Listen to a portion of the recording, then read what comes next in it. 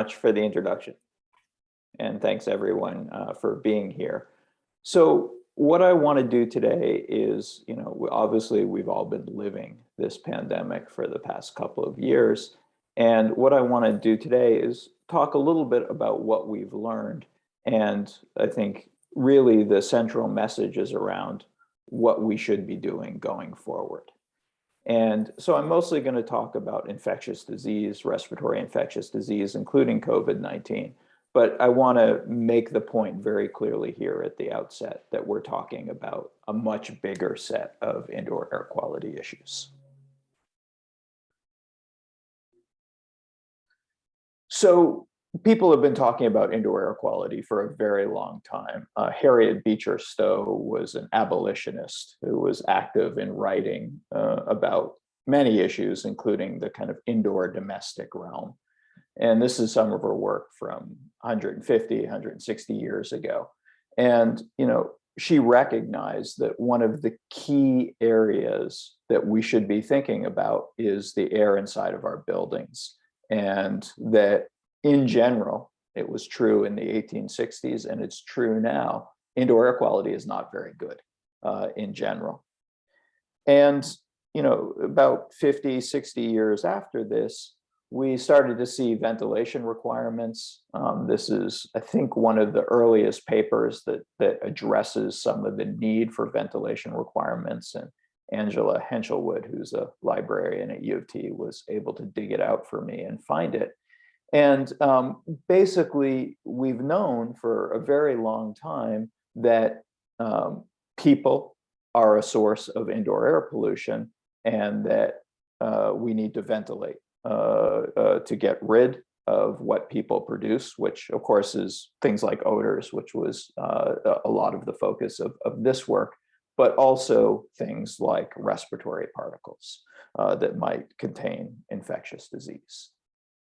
And so this is a figure, and there's a lot of figures like it that I made, or actually a student made very early in the pandemic. And there's different ways that infectious disease can be transmitted, including both close and long range contact, as well as some indirect routes, contaminated surfaces, as well as from flushing toilets and aerosolized matter from that. But the reason that I think it's important to kind of think about this at the beginning is to realize that we're really dealing with a multifaceted problem. And every disease is going to have a different balance between these various routes for transmission. And so it's really important to understand that we really have to think about this as a multidimensional issue. And I want to start with one of the things that drives most of what I'm going to talk about today. And you might remember early in the pandemic, there was this big debate about, is this virus airborne and what does that mean? Do things like ventilation and filtration even help us? And, I call this the 5-micron elephant in the room because 5 microns was seen to be the cutoff. Smaller than 5 microns, it's an aerosol disease. It spreads easily quite far. Bigger than 5 microns, it's mostly a close contact. And I mean, you'll still see a variety of opinions on this issue, but I think that I don't want to focus too much on the debate. I do want to focus on the fact that I think we lost a lot of time for action because we focused on this debate about, what's the size, a cutoff that matters, rather than on, solving the airborne part of the problem. And the worst thing that would have happened is if we put resources into solving the airborne problem early on, is we would have made indoor air quality better. And if it later turned out that the airborne route wasn't important, we would have just improved indoor air quality and gotten all the benefits from that. So this idea of kind of droplets or particles bigger than 5 microns and aerosol particles smaller than 5 microns, for someone like me who studies aerosols or particles in indoor air, the idea of a threshold like that just doesn't make any sense. Particles that are just on one side of the threshold are going to behave quite similarly to particles just on the other side. And so we can't do that. And a lot of the kind of discussion about droplets versus aerosols was people extracting what they knew about healthcare environments, things like hospitals, versus other environments in the community, houses, office buildings, schools, and so on. And that translation doesn't work. The HVAC systems are very different, as many on this call know, and there's a lot of other really important differences that don't let us apply the same type of approaches. And then also, we talk about ventilation rates, not enough, I think, but we do talk about them, but we don't talk about the flows within a space. And that really influences how respiratory particles move around in a space. And then I think most fundamentally, we know that very large particles can move very long distances indoors. And as just one demonstration of this, one of the things that we do in my group is we extract dust off used filters. And we look at what the size of that dust is and its chemical and biological composition. And so this is data from 84 filters. They happen to be residential filters, although you'd find similar results in commercial buildings. And this shows the particle size distribution of the stuff that we take off the filter. And you can see that the kind of average diameter, the peak for most of these filters is somewhere in the neighborhood of 30 microns or so. That's a huge particle. And the dogma is that anything bigger than 5 microns settles rapidly. But in order for one of these big particles to get to the filter, not only does it have to happen fast, but think about going through the typical distribution system where there's right angle bends and all kinds of other obstructions, and yet somehow these big particles end up on the filter. And so I think that it's really important to remember that a lot of times things that we translate, for example, from infectious disease or from the medical world don't always apply on the building side of things. And I would just add one more thing about this figure. Anyone who's ever changed the filter knows fundamentally that there's lots of big stuff on it. And so we know that these big particles, these big respiratory droplets, even if those are what's responsible for the disease, can move very far in indoor environments.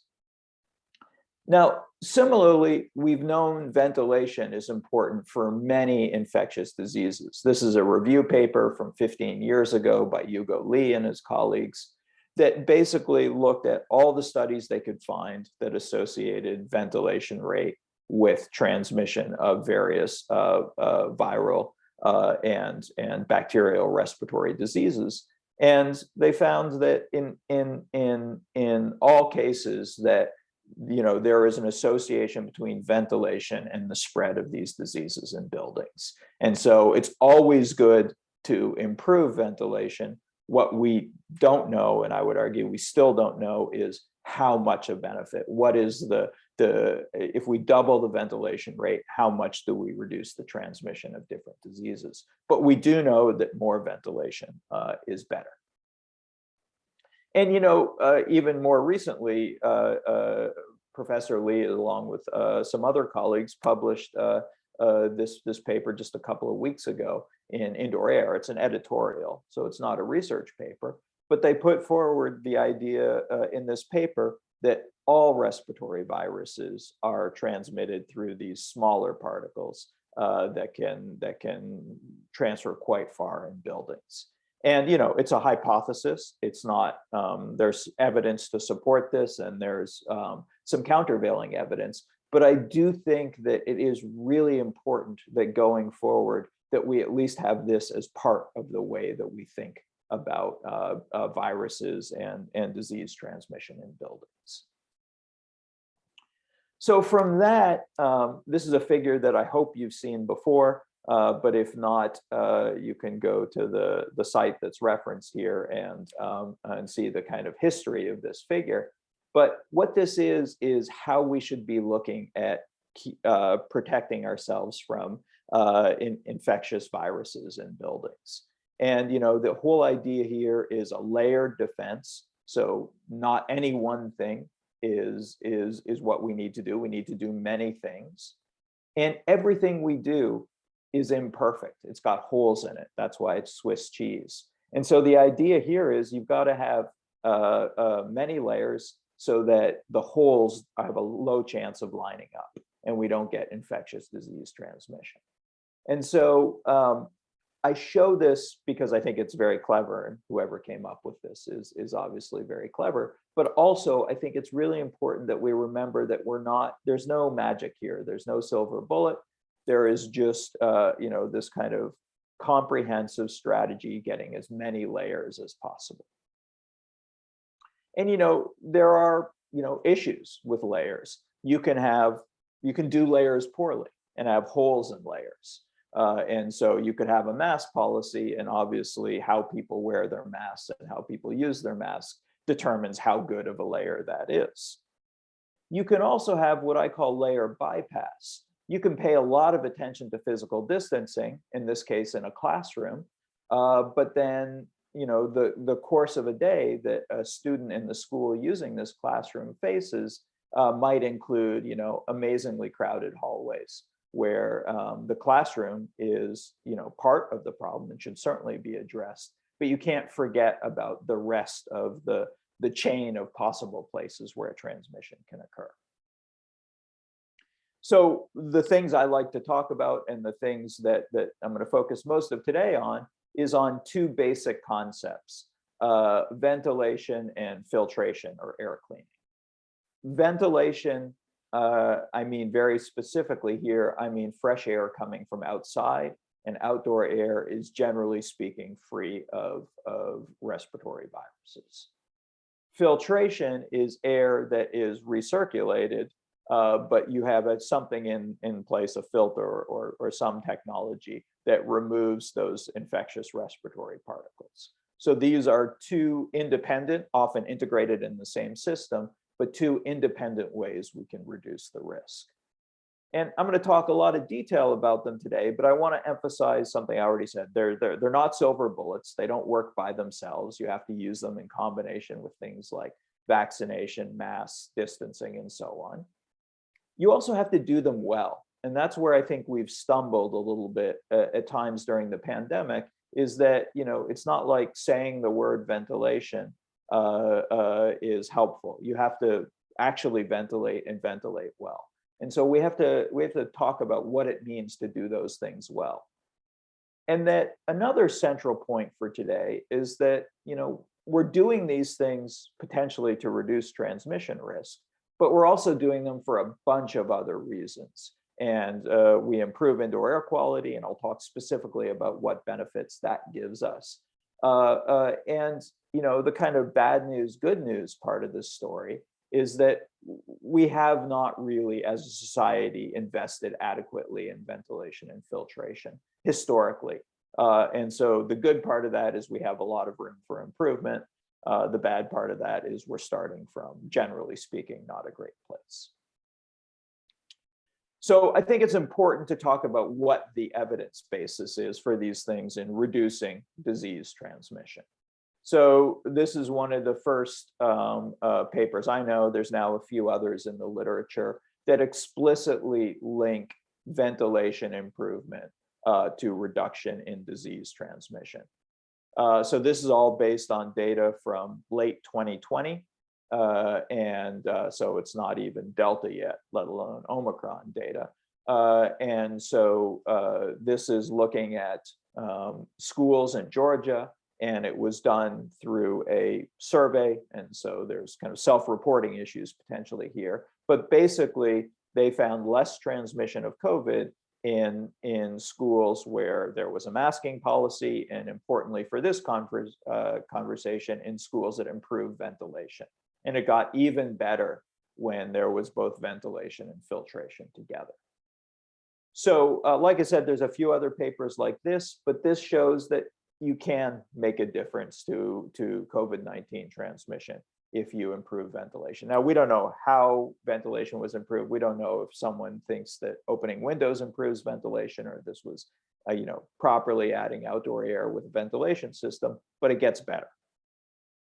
Filtration, there's actually less studies that have been done, but this is an example of a paper This was looking at households and portable air cleaners.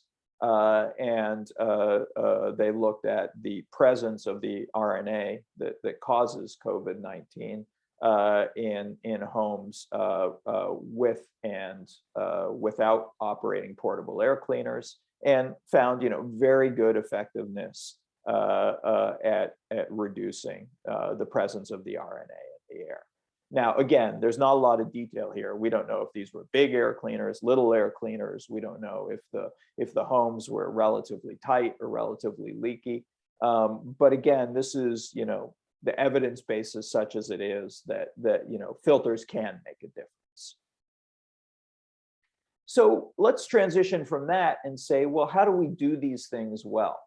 And what does doing ventilation well means? Well, it means providing as much ventilation as you can without impacting the comfort of people in the building, the humidity, the temperature, and don't forget there are other things besides COVID. So for example, if you have a building near a major roadway or some other source of ambient air pollution, ventilation can be helpful for COVID and other issues, but it can also bring in more pollutants from outdoors. So there's no one-size-fits-all solution here, but that's our goal here. We want to increase ventilation as much as possible.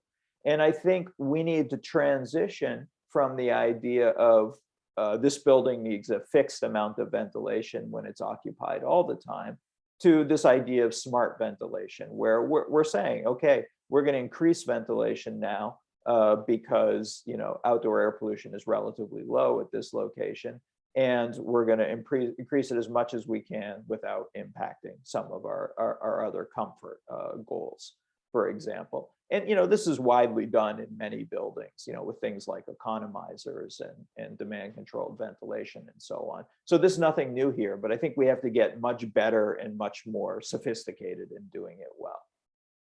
And then the other comment I would make about ventilation is that, look, we've got a climate crisis too. And the energy consequences of ventilation, particularly in extreme climates, are huge. And so just saying increase ventilation, remember that we're doing that for a reason. And so another reason to kind of think about doing ventilation more intelligently and ventilating when we need it and for a specific purpose is to think about those energy consequences. And we would not be doing our world a lot of good if we just simply ventilated like crazy 100% without thinking about the other consequences. Filtration is the same thing. You really have to address the context. And so I think about the context in kind of three pieces. Whatever you're trying to remove from the air, you have to get it to the filter before someone is exposed to it. And then you have to have the filter remove whatever it is from the air. And not only that, the filter removal has to be important in the overall context of the building. So I kind of divide these in my mind into three pieces: the airflow piece, the efficiency piece, and the effectiveness piece. So I want to take a few minutes to talk about those. So first, you've got this issue of getting particles to a filter. And the question is, are the airflows through the system, large enough to even do that? And in many systems, you've got relatively low airflows. So it doesn't matter if you have a good filter. In many systems, we couple the operation of the filter with the need for heating and cooling. The classic example of this is residential buildings, but we also do this in many commercial rooftop units and in some other types of commercial systems. And so what the figure shows here is about 7,000 homes. Each point represents a monthly average of data from one of those homes. And what you see here is the runtime, or how frequently the system runs, and how frequently air is going through the filter, versus the outdoor temperature, the average monthly outdoor temperature.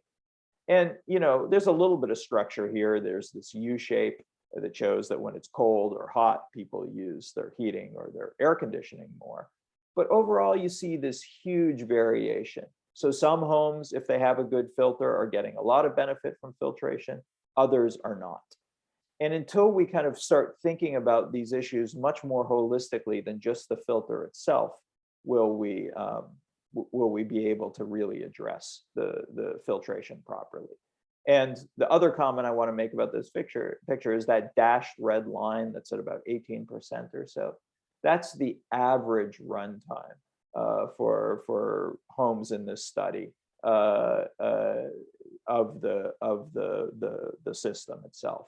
And so, more than 80% of the time, it doesn't matter what filter a home has installed, air is not going through it. And for the record, those kinds of numbers, about 20% or so, have been shown to be very similar for commercial rooftop units that are doing conditioning and for a variety of other systems. And so really we have to think about much more than the filter itself. And then also there's this issue of distribution. We've all been in buildings where some parts of the building get airflow and other parts don't, either because of the design of the system or very commonly because of changes that have been made to the building over time. And so again, we can't just think about the narrow filter itself.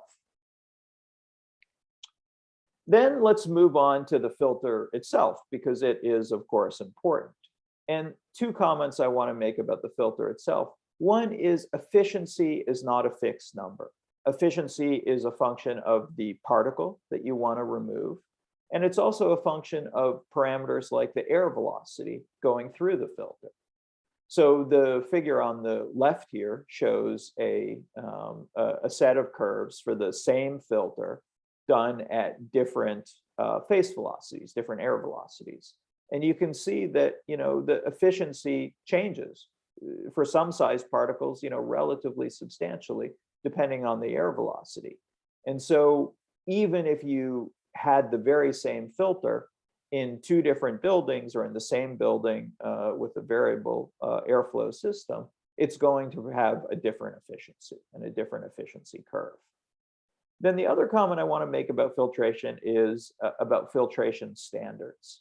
And so I think that many people have become familiar with HRAI standard 52.2, which is one of the main filtration standards used in the US and Canada. And HRAI standard 52.2, the main data product is a table like this, where you look at the efficiency of the filter for different size particles in a standardized test. And we've all heard a lot about MERV 13 filters. MERV 13 filters are designed to have the efficiencies that are highlighted there. And I think what's really important, and the reason they're recommended for COVID, is we believe a lot of transmission of COVID is happening in the middle range, or in 1 to 3 micron particles. So this filter will have an 85% efficiency for those particles. So by the time you've gone to 2 passes through the filter, that translates to a 97%, and 3 passes, it's a 99+% efficiency for those particles. So filtration standards are really useful because they let us compare like a lower MERV to a higher MERV filter. But I think the really important point is that's done in a specific laboratory test. And what you get in real buildings can be very different. So this is some testing we did in homes in Toronto. This is a MERV 14 filter, so even better than MERV 13. And what you see here is a whole bunch of different symbols. Each symbol type comes from a different home. And you can see the efficiency curves. And again, this is the very same filter, same make, model, manufacturer installed in these different homes. And you can see the curve, you can barely see it, the curve from the 52.2 test is that black line near the top. And you can see some of the homes, the filters are performing, relatively close to that. But in a lot of homes, they're performing much, much worse. And this is when the filters are brand new. We haven't even addressed what happens as filters get used. And so the problem here with relying on a filtration standard is the conditions in your building are not the same as the conditions in the test duct. And very often that can lead to a different performance. And one of the big issues is, the simple issue of how the filters are installed. So this is a commercial building in Montreal, and kind of a very standard filter rack with a whole bunch of filters in a bank. And you can see that there are large gaps where the filters are kind of pulling out of the rack. And then there are also small gaps because the filters don't fit tightly into the rack. And both of those allow filters to allow particles to go around the filter rather than through the filter. So that's an example of an issue that is very different between the test duct, where the filter is perfectly sealed, in real life. Then there's another issue. Filters change in performance as they age. A lot of the filters we're using in buildings, especially the higher efficiency filter, are what's called charged media or electret filters. And Matti Lehtomäki and his colleagues in Finland did some excellent work on this 20, 25 years ago. And this is one example of this. So this was a filter from a commercial building in Finland, and the gray squares are the filter efficiency when this filter was new up at the top. And then you can see over time, they took the filter out and tested it in the lab over time. And you can see that it declined in efficiency. And this happens because part of the way this filter works and gets high efficiency when it's new is by having a charge that's applied in the factory to the fibers that make up the filter. Over time, that charge is masked and declines, and you end up with a lower efficiency. And this filter was rated for a year of use, but you can say even after 9 months, or the bottom white triangles here, it's not performing anywhere near as well as it was when it was new. And you see the same thing in real life. These are filters. The lighter colored bars in each pair are when the filter is new, and the darker ones are after the filter has been used for 3 months.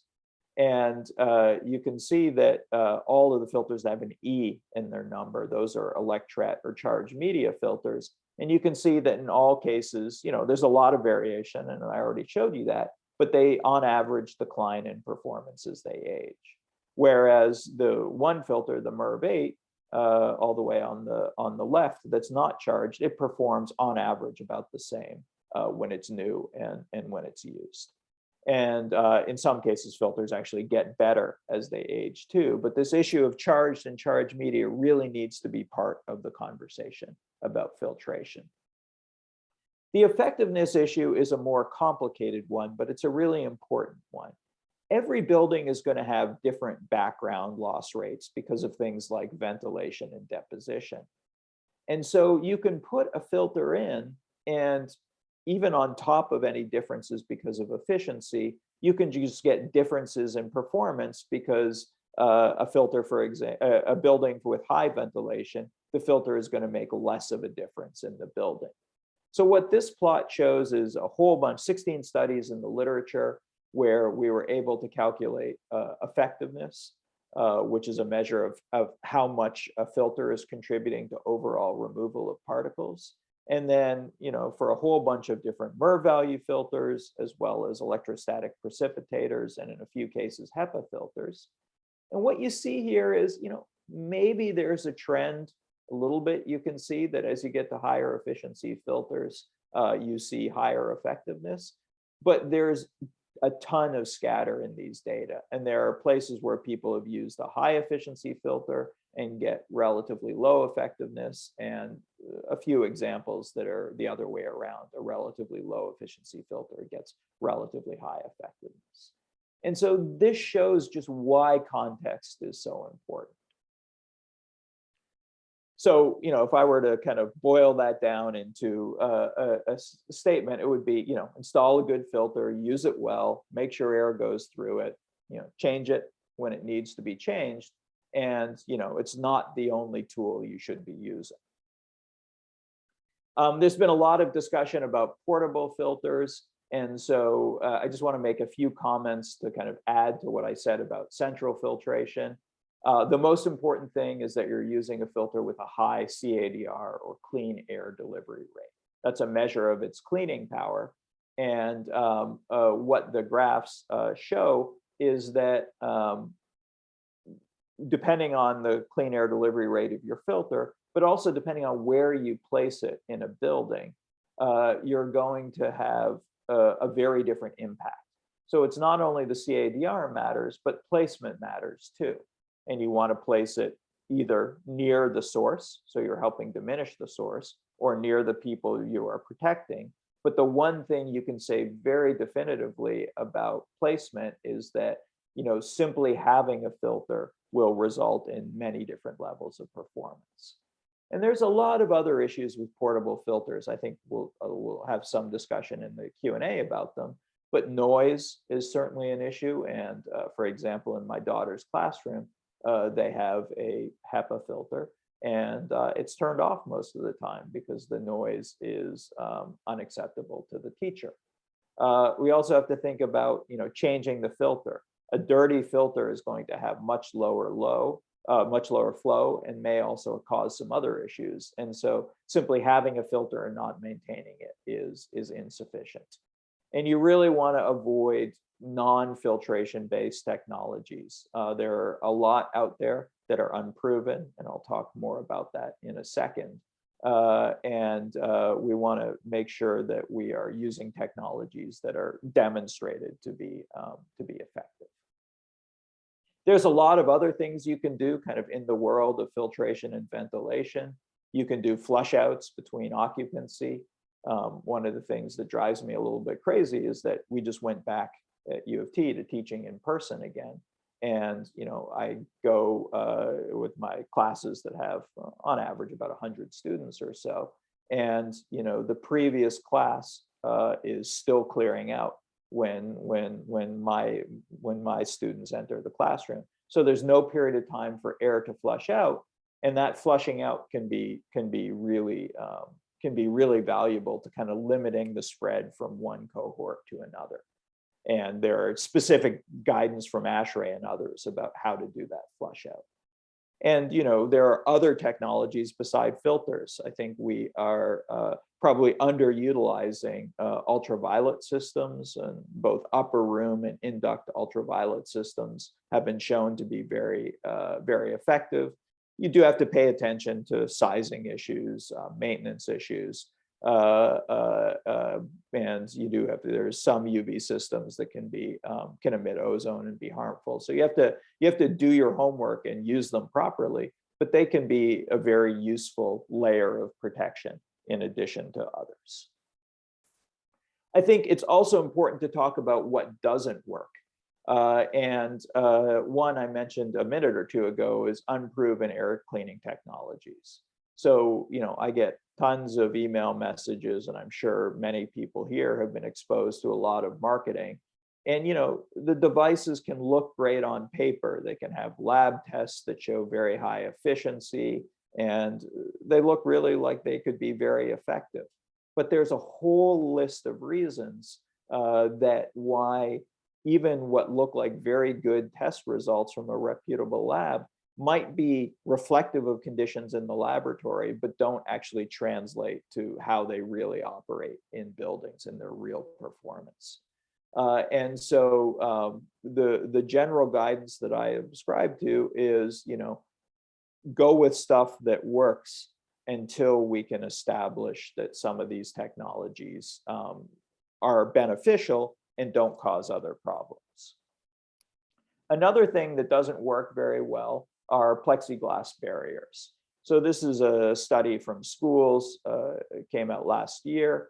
And the only thing I want you to focus on is the desk shields. And so what this shows is the odds ratio, or the likelihood of developing symptoms here that are listed in the bottom. And so you want the odds ratio to be less than 1. And you can see that the one thing that clearly kind of stands out as being above 1 is the use of desk shields, so little plexiglass barriers on the desks. And what I suspect is going on, although there's not enough detail in the article to fully evaluate this, is that if you have barriers, you can end up limiting the ability of ventilation to do its job. And you can end up with kind of a confinement effect, where instead of air moving through and exiting the room that contains the respiratory particles, you end up trapping them in different places in the room and actually enhancing the risk of exposure. And so I think it's really important. We use desk shields and other types of plexiglass barriers at the beginning in the pandemic. But again, like all the other measures, if you're going to use them, they have to be really serious, floor to ceiling. And you've got to think about treating the air on the inside of the containment area. There's often a lot of questions about, hey, should I monitor CO2? Does that tell me something? And I have two answers to that question. In general, I would rather people spend money improving indoor air quality, improving the filtration and ventilation and other measures that we know work before investing in monitoring. I think monitoring has a lot of value, but so many organizations and buildings are resource constrained, and we don't have if you don't have the bandwidth to do monitoring well as kind of a plan to do based on what you're going to get out of that monitoring, I think there are better places to spend money. However, there are some people that really have done everything well and so monitoring can be an additional benefit. But if you do it, make sure that you really understand your sensor and what your sensor response means. Generally, the sensors we're using are relatively low cost and might have accuracy issues, but they can be quite usual relatively. And so, for example, if you have a room that always is at a relatively low carbon dioxide concentration, and you suddenly see that it's at a high CO2, that tells you something. That tells you that something has changed, and you should probably figure out what that is and address it. And I also think there's a benefit, kind of skipping to the bottom here, of using them to help people understand their indoor air quality. And people see that, oh, when I open the windows, it produces this effect. When we have lots of people in this small conference room for a meeting, the CO2 really builds up. So that type of message from monitoring is useful, but it really has to be done well to be effective. Another kind of issue that I hear about a lot is early in the pandemic, people invested in some of these unproven technologies, and then now they have to figure out what to do. And this is a couple of graphs from a paper done by Brent Stevens' group in Illinois Institute of Technology. And this shows a commercial bipolar ionizer. And if you focus first on the graph on the left, you can see these are all different measures of particles. And you can see that there is barely a change when the ionizer is operating. It translates to a clean air delivery rate of just a few cubic feet per minute. So this is really not doing much for particle concentrations. And the downside is that, and this is what the graph on the right shows, is that you're producing there's a bunch of chemistry that's happening. And, is that chemistry of interest? Is it forming harmful things? The answer is we don't really know. And in a lot of cases, the concentrations are quite small. But the way I look at data like these is there is not much benefit, if any at all, and there is a potential downside. And so I think if you've installed one of these devices, I think you have two things ahead of you. One is that you should really consider disabling it and instead switching to a technology that works. But I also think that you have to think how people in your organization are going to respond to that. And I think we have to be very kind of open and honest that people made decisions based on the information they had available to them early in the pandemic. And now it's appropriate to make a different decision. Another thing I want to address directly is, would we have been in a better place in Omicron if we had actually done meaningful, widespread investment in ventilation and filtration? And I want to be completely transparent that I don't know the answer to this question. I don't think anyone does. But I think that two things that are really clear is that, we didn't do a very good job implementing ventilation and filtration in many of our buildings. And then also, we definitely didn't do a good job collecting data.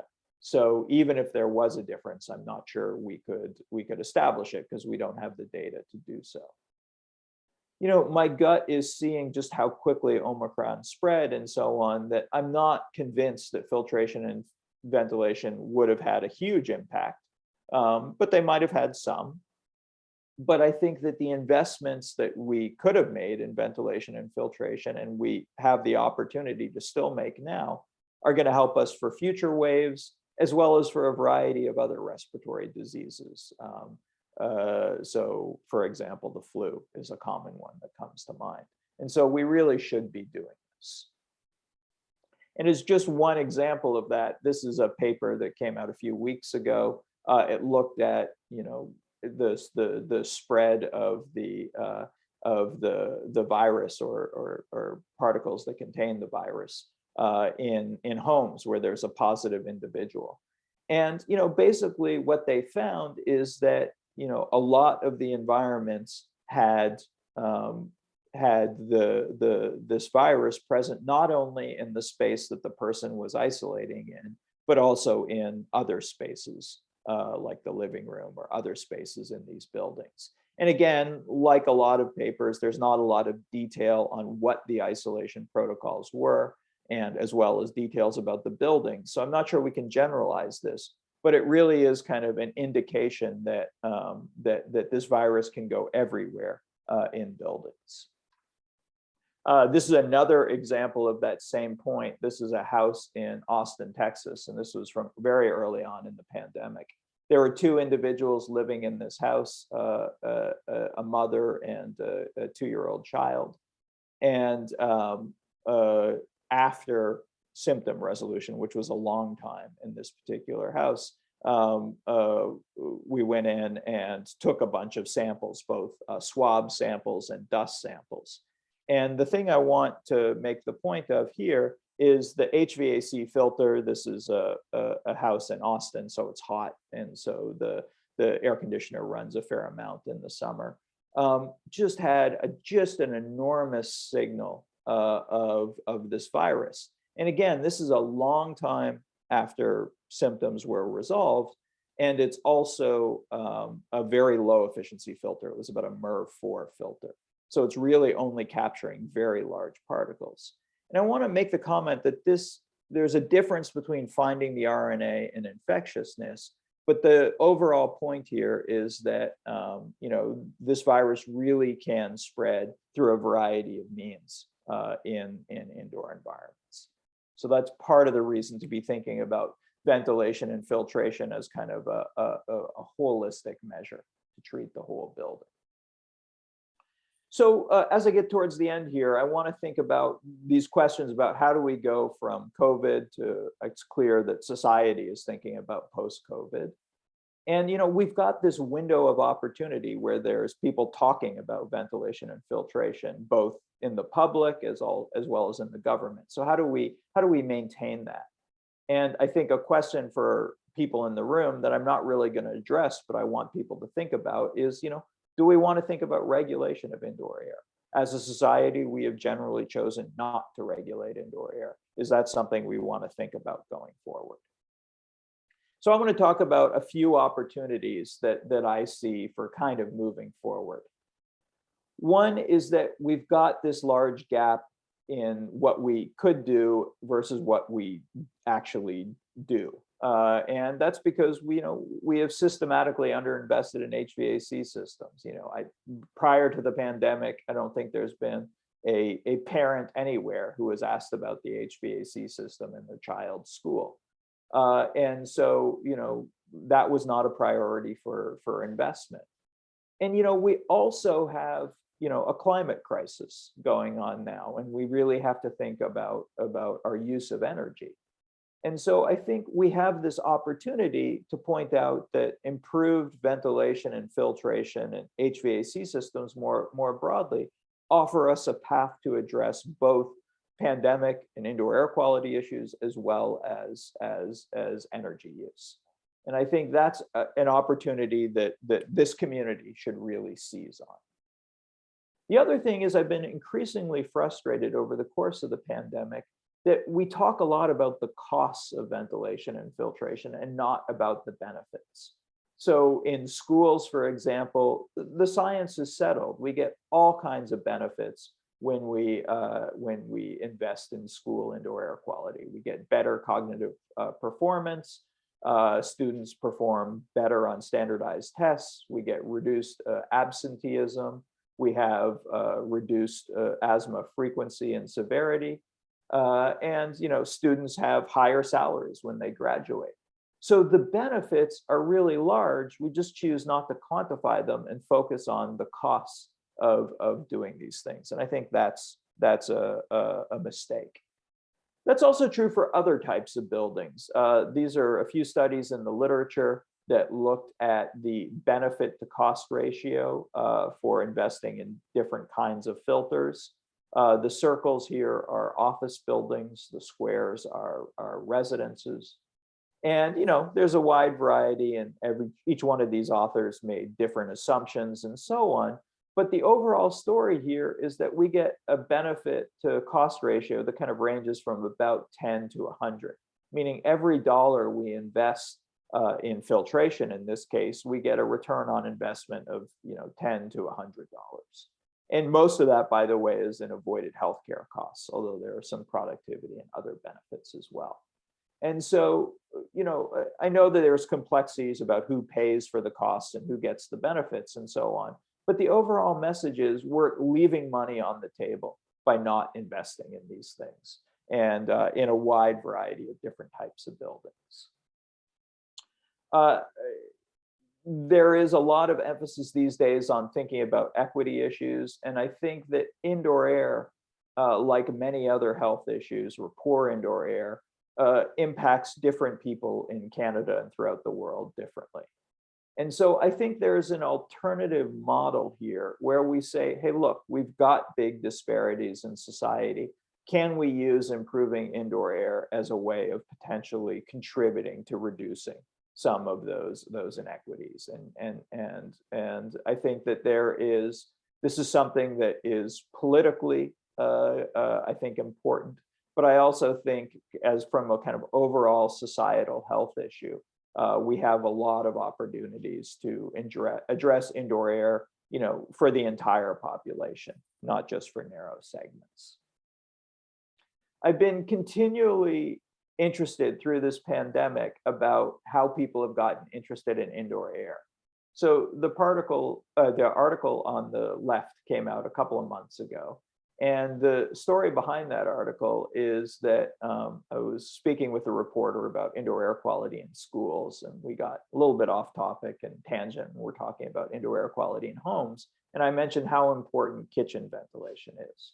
And she ran with that and wrote this second article. And what's interesting to me about this article is that literally strangers have come up to me, and so people I've never met before in my life, and say, I use my range hood fan now. I saw that article and I use it.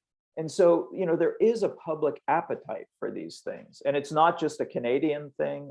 A few years ago, a Dutch reporter interviewed me and wrote an article about, air cleaning. And I periodically get email messages from people in the Netherlands who find this article and say, hey, what should I do about air cleaning in my home? And the last opportunity I want to talk about is, given some of the limitations and some of the challenges people have believing and understanding that various technologies are working in their house, in their buildings, I think we really need to think about how we can prove that a technology is making a difference. And I think a big part of that is moving to a model instead of laboratory-based testing, which is really important, but that we also now include some amount of in situ testing. And so I can envision a world where it's not someone coming and trying to sell you a ventilation or a filtration system. Is that we have sensors in place so that we can actually monitor that and can show you how much of a benefit it makes in your own building.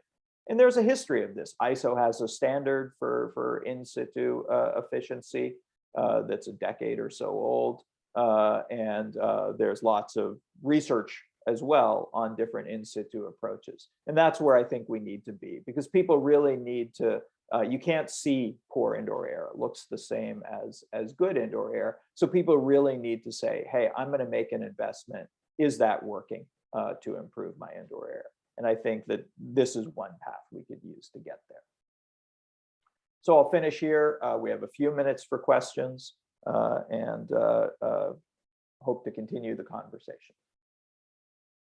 Okay, well, thank you so much, Dr. Siegel. I have a couple questions here already, and I'm going to run through them.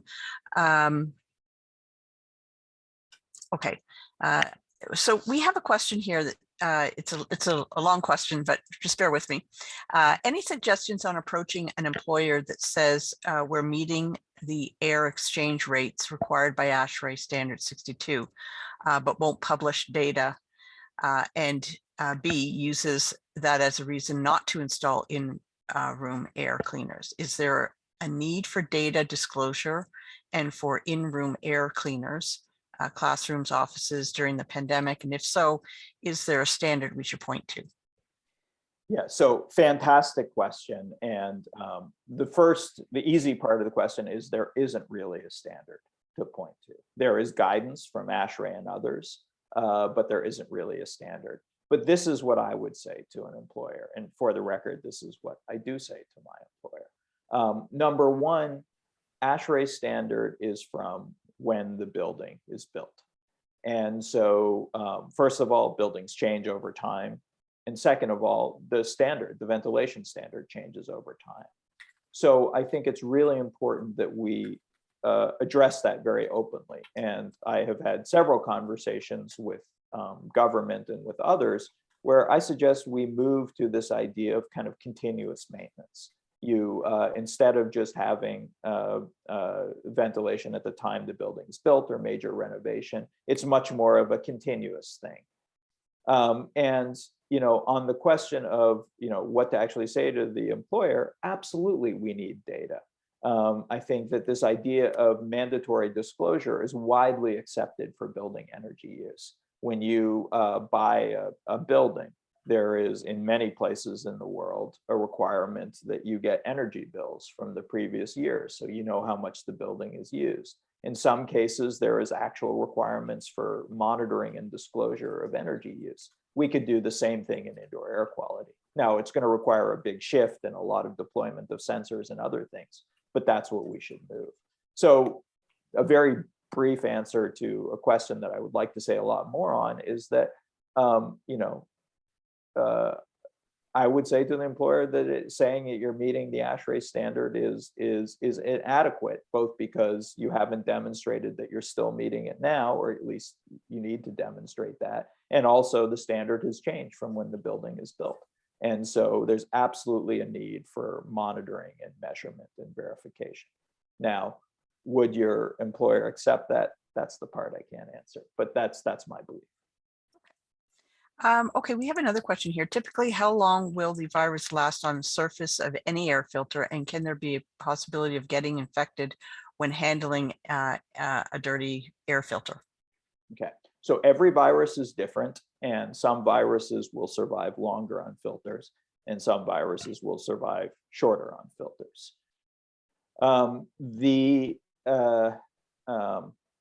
COVID as a virus is actually not that resilient. An air filter is a pretty harsh environment. And so I believe that the risk is very, very small. Now, having said that, there are other things that can survive better on filters. And there's literature, we know filters are covered in microorganisms. And we know that some of those microorganisms might still be active. And so best practices is to assume that the filter is contaminated. And so change it wearing PPE, change it with airflow off, which is standard in most procedures. If it's something like a portable filter or in a mechanical room where you can open it to the outdoors while you change it, that's a good idea. And then dispose of it as if it's contaminated. That's probably conservative in almost every case, but I'd rather be conservative than have the risk. Okay, great. I have three more questions here. I have one. What about the smart filters that are electronic but don't have MERV ratings? Would you be able to talk about that at all? Yeah, so standard 52.2 does have, it's not really set up for things that aren't filters, and that's a problem.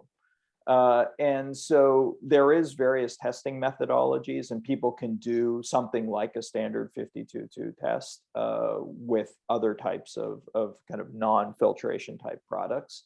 And so, I would certainly encourage people to do that. The other thing I would say about, something that doesn't have a MERV rating, the MERV rating, it's at a specific velocity with a particular test aerosol under a particular installation condition. And you probably don't have that in real life anyway. So one of the reasons that I think that in situ testing is so important is because, you can do, okay, it doesn't have a MERV, but the manufacturer is making these great claims. Let's try it. And let's follow, the ISO standard or some reasonable methodology for in situ testing and see if it makes a difference or not in your building. And in my mind, that's where we need to get to, because that's really proof positive. Okay. We have two more questions. Have you heard of the Haven IAQ monitor? And if so, what are your thoughts on it? So in general, I don't mention specific products, so I'll talk about the class of product generally. There are a variety of IAQ monitors out there. They, of course, range in quality and so on. If you're interested in particle monitoring specifically, the EPA in the US just has a wonderful site on low-cost particle monitoring, and you'll find some other kind of independent information where they gather just tons of data on sensors, and you can get a lot of information on these air quality monitors. The other comment I make about air quality monitors in general is, on one hand, I love them. I love people measuring their indoor air and thinking about their indoor air, and they're really useful in that sense. On the other hand, there's a lot that goes into interpretation of those signals. And so I think it's really important to understand your monitor, understand what it means, understand that, for example, a high VOC signal could be because you just painted, or it could be because someone peeled an orange nearby. And those have very different health effects, and the monitor doesn't tell you anything about health effects. And so understanding the monitor and what it's telling you is an important piece. So I don't like monitoring for the sake of monitoring, but I do like monitoring if you're doing it well and it's got a public education component to it. Okay, we have time for maybe just two more questions. Our question, you address the CO2 monitoring by building managers clearly. Could you comment on consumer level CO2 monitoring? By consumer level, I mean people who want to figure out whether a space whose ventilation they don't control has or may have effective ventilation. Yeah, so this gets to the whole kind of interpretation of monitoring question. And so what I would say about consumer level CO2 monitoring is, if you have a CO2 monitor and you're putting it on the wall or on your desk or wherever, and I would encourage you not to focus too much on what the specific number is, but I would encourage you to focus on the relative number. So this is the thing where, most of the time it's 600 or 650 and is pretty low. But then sometimes it spikes up and it's over 1,000 or some big number for a period of time.